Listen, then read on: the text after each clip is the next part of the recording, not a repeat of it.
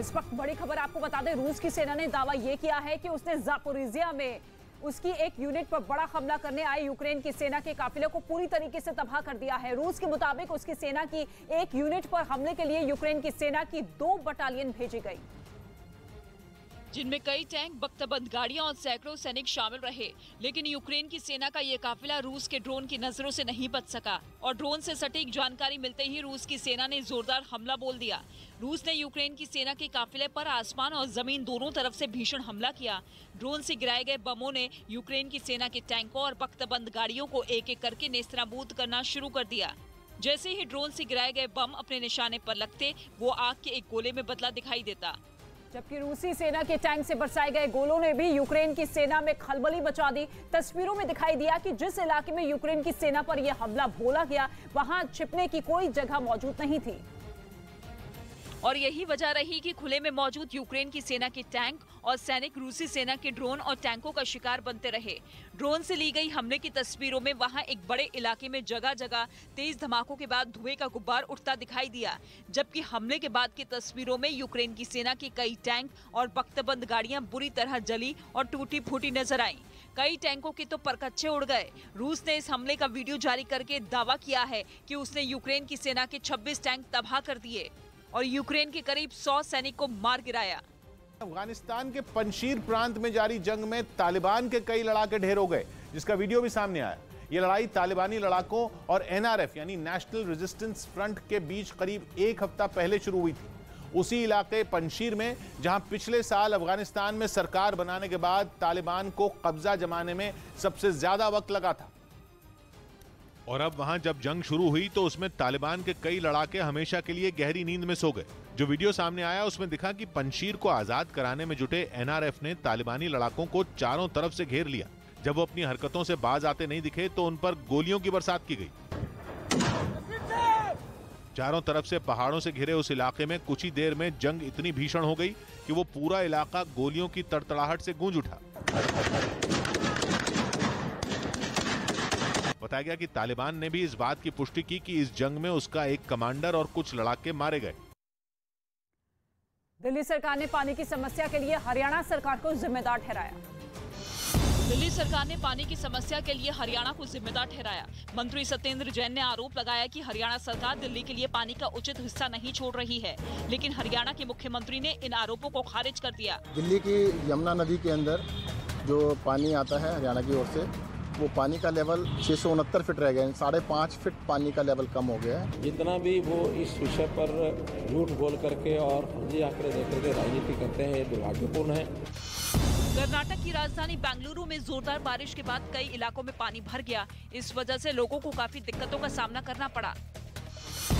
दिल्ली के अशोक विहार इलाके में बैंक्वेट हॉल में लगी आग को दमकल कर्मियों ने बुझा दिया, लेकिन इस आग में झुलसकर बैंक्वेट हॉल के मैनेजर की मौत हो गई। अपने पड़ोस में पैर पसारते नेटो की काट निकालने के लिए पुतिन ने अपने साथी देशों के मिलिट्री अलायंस CSTO यानी कलेक्टिव सिक्योरिटी ट्रीटी ऑर्गेनाइजेशन का सम्मेलन बुलाया और अमेरिका और नेटो पर बरस पड़े।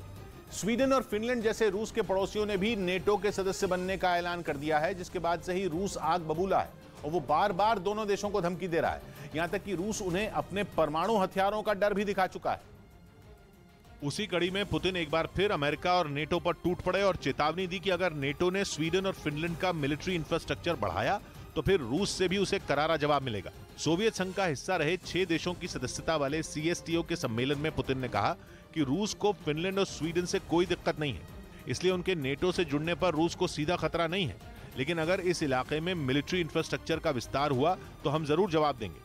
जवाब कैसा होगा उसके लिए हम देखेंगे कि हमारे लिए क्या खतरा पैदा किया गया है। बेवजह परेशानी खड़ी की जा रही है और हम उसी हिसाब से जवाब देंगे।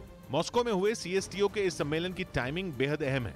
2019 के बाद ये पहली बार है जब CSTO के नेताओं ने मुलाकात की, वो भी तब जब रूस ने यूक्रेन में युद्ध छेड़ा हुआ है। और बताया गया कि बंद कमरे में हुई मीटिंग में यूक्रेन की जंग पर भी चर्चा हुई। ऐसे में रक्षा विशेषज्ञों को CSTO की बैठक के पीछे बस एक ही वजह नजर आ रही है, वो ये कि पुतिन नेटो से भिड़ने के लिए CSTO को ढाल के तौर पर इस्तेमाल करने का प्लान बना रहे हैं। उस CSTO को जो अब तक कहीं सीन में ही था ही नहीं, करीब 3 महीने से छिड़ी जंग में उसका नाम तक सुनने को नहीं मिला। लेकिन CSTO कोई नई चीज नहीं है, ये 20 साल से वजूद में है। इसकी संधि तो तब हुई थी जब सोवियत संघ के टुकड़े हुए थे, यानी 30 साल पहले। सीएसटीओ यानी कलेक्टिव सिक्योरिटी ट्रीटी ऑर्गेनाइजेशन में सोवियत संघ का हिस्सा रहे रूस, आर्मेनिया, बेलारूस, कजाकिस्तान, ताजिकिस्तान और किर्गिस्तान जैसे देश शामिल हैं। रूस की अगुवाई वाला सीएसटीओ एक मिलिट्री अलायंस है, वैसा ही मिलिट्री अलायंस जैसा अमेरिका की अगुवाई वाला नेटो है। नेटो की ही तरह सीएसटीओ के पास भी अपनी ताकतवर फौज है जिसका नाम है रैपिड रिएक्शन फोर्स। इस सेना के 20,000 सैनिक हमेशा हाई अलर्ट पर रहते हैं। सीएसटीओ का मकसद भी बिल्कुल नेटो जैसा है, जो कि कहता है कि अगर सीएसटीओ के किसी एक भी सदस्य देश पर हमला हुआ तो वो पूरे के पूरे मिलिट्री अलायंस पर हमला माना जाएगा और फिर पूरा सीएसटीओ अपने साथी की मदद के लिए उतर जाएगा।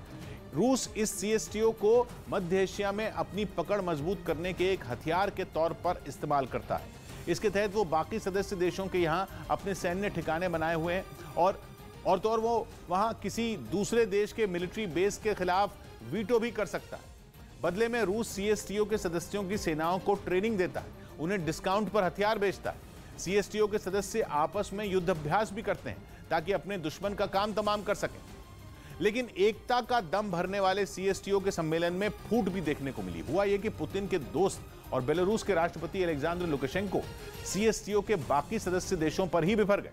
उन्होंने पश्चिमी देशों की एकजुटता की मिसाल देते हुए शिकायत की कि उनके अपने मिलिट्री अलायंस के सदस्यों के बीच में ही एकता नहीं है और वो रूस का उस तरह साथ दे ही नहीं रहे जैसा उन्हें देना चाहिए। अलेक्जेंडर लुकाशेंको ने आर्मेनिया, कजाकिस्तान, ताजिकिस्तान और किर्गिस्तान से साफ कहा कि उन्हें नेटो के खिलाफ जंग में एक साथ आना होगा। इतना ही नहीं, लुकाशेंको ने अमेरिका और उसके साथी देशों के प्रतिबंधों का ठीकरा भी सीएसटीओ के अपने साथियों पर ही फोड़ दिया। वो बोले कि बेलारूस और रूस पर जो भयानक प्रतिबंध लगे हैं वो टाले जा सकते थे अगर सीएसटीओ ने एक सुर में आवाज उठाई होती। तो हमें सीएसटीओ की तरफ से अंतर्राष्ट्रीय मंच पर अपनी आवाज और उठानी चाहिए ताकि मुद्दों पर संगठन का स्टैंड साफ हो सके। हमारे बीच आपसी सहयोग और तालमेल की जरूरत है। अगर हम एकजुट नहीं हुए तो पश्चिमी देश हम पर दबाव बनाएंगे। हमारी एक ही आवाज और एक ही मत होना चाहिए जैसा पश्चिमी देशों का है। बेलारूस ही सीएसटीओ का इकलौता देश है जो शुरुआत से ही रूस के साथ खड़ा है, लेकिन इस मिलिट्री अलायंस के आर्मेनिया, कजाकिस्तान, ताजिकिस्तान और किर्गिस्तान जैसे सदस्यों की तरफ से रूस का खुला समर्थन देखने को नहीं मिला है। फिनलैंड और स्वीडन आज नाटो में शामिल होने के लिए आवेदन करेंगे। यूक्रेन पर रूस के हमले के बाद दोनों देशों ने ये कदम उठाया है। रूस की धमकी के बावजूद दोनों देशों ने नाटो में शामिल होने का फैसला लिया है। वहीं अब राष्ट्रपति पुतिन ने इशारा किया है कि उन्हें फिनलैंड और स्वीडन के नाटो में शामिल होने से कोई खास दिक्कत नहीं है। नाटो विस्तार से रूस को कोई सीधा खतरा नहीं है। हालांकि पुतिन ने चेतावनी भी दी है कि अगर इस इलाके में मिलिट्री इंफ्रास्ट्रक्चर डेवलप किया जाता है तो इसका कड़ा जवाब दिया जाएगा और ऐसे में नाटो में शामिल होने के लिए आवेदन फिनलैंड और स्वीडन की तरफ से आज दिया जाएगा।